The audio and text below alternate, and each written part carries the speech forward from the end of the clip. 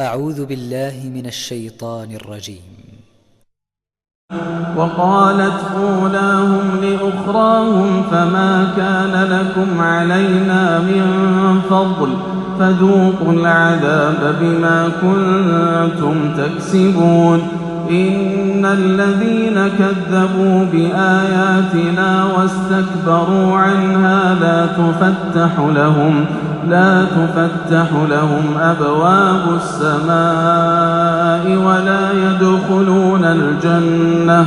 ولا يدخلون الجنة حتى يلج الجمل في سم الخياط وكذلك نجزي المجرمين.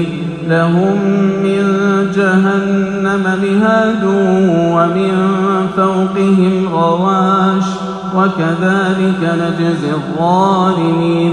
والذين آمنوا وعملوا الصالحات لا نكلف نفسا إلا وسعها أولئك أصحاب الجنة هم فيها خالدون.